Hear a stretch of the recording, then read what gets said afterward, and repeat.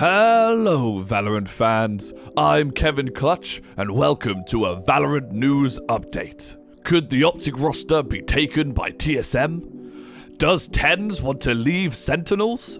Zombs calls out Shazam, and so much more in this episode. The teams in franchising are still up in the air at the moment, but Riot brought out a statement to say teams have to complete a soft lock on their roster to be submitted by the end of championships.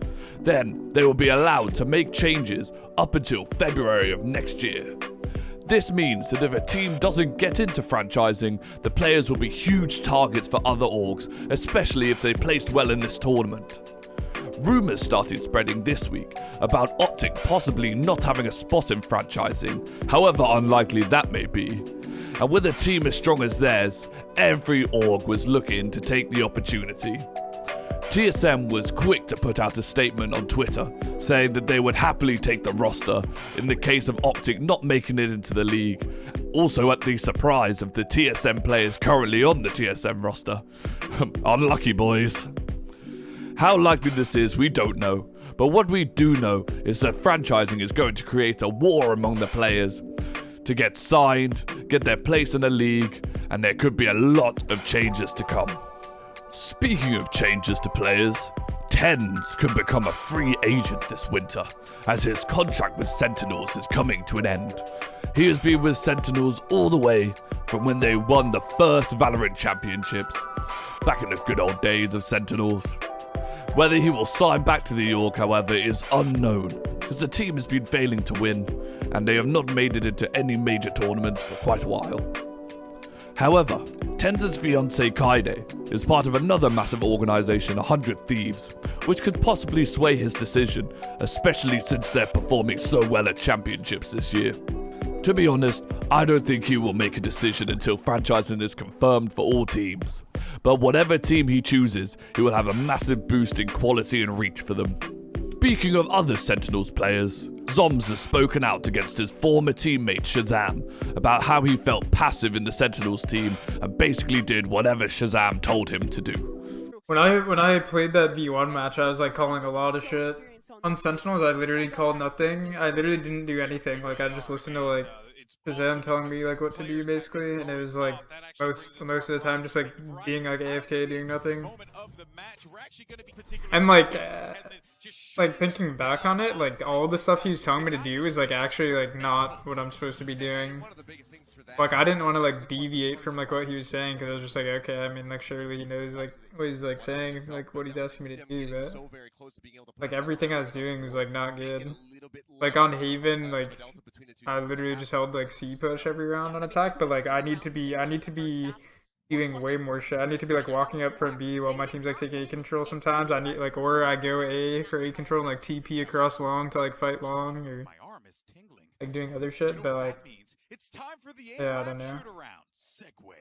Let's actually go ahead and check out the pre-game war. I mean, we were winning most of the time, so I guess it doesn't matter. Shazam was unsurprisingly shocked at the allegations and talked in depth about how he tried to get Zombs to contribute but couldn't find success. Oh no, it's just a clip where he said that like he felt like he played too passively because I made him, and that he wished he was more aggressive and made more plays. I don't get it. It's not true. It makes me sad, dude. He's a friend, man. I fucking love him. I don't know why he's saying that on stream. Like, it's not true. We would beg him to take his own initiative. We literally begged him to take. That was it. Like, I have lied. Zombs, that clip. I don't know. I'm just sad. I'm just really sad that he keeps doing this. We did so much together. We made it up together. Like, why does it have to be like this? You frustrated where he's at? Yeah, I mean, I reached out to him when he first started doing that, talking about us. I reached out to him. I said, hey, like,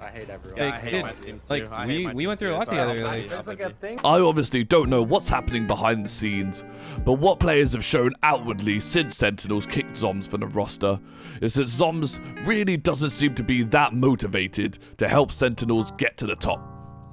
He sat out of games in LCQ that he could have played in. I feel like the only way you can really prove yourself as a player is to play. And the competition is so fierce right now that if you stop, you're begging for somebody to take your spot. At the end of the day, Zombs has every right to say what he believes Shazam has done to him.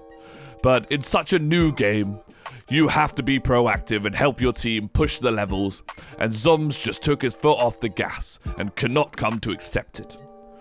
Let me know what you guys think on this matter. I would love to know your thoughts in the comments. But at the end of the day, it's going to be fierce going into franchising, and you have got to be on top form, not just running your mouth. Finally, I want to talk about some highlights for the last few days of the championship. It has been a week of comebacks. El Diablo is on top form, showing once and for all he is one of the best players in this game, and Optic's fight against Team Liquid was one of those magical moments. El Diablo almost dropped 30 kills in map 3. The first half ended 11-2 to Optic, but Liquid showed their composure, showed their strength, and brought it back up to 13-8, which is very strong, especially when you're playing it against an opponent like Ye. Liquid could go far in this lower bracket, as I feel like their mental capabilities outweighs a lot of other teams, and they could definitely push back to the grand final. Loud were down 12-6 against Leviathan on Icebox, but they brought an insane comeback and managed to win the map and the next, shutting down Leviathan. FPX brought Ascent to overtime against DRX to produce one of the best clutches I have ever seen in the tournament. But the showdown would end with DRX coming out on top, taking the overtime all the way to 19-17. Incredible from both teams, and the tournament is just heating up. I can't wait to see what comes next. My predictions for the next couple of games is DRX are going to beat Loud, Optic are going to beat Xset, even though Xset have been playing extremely well at the moment. Leviathan will beat FPX, and Team Liquid will beat Fnatic. Let me know what you guys think is going to happen, and I have been Kevin Clutch. Thank you for listening, like and subscribe, and as always, have a great day.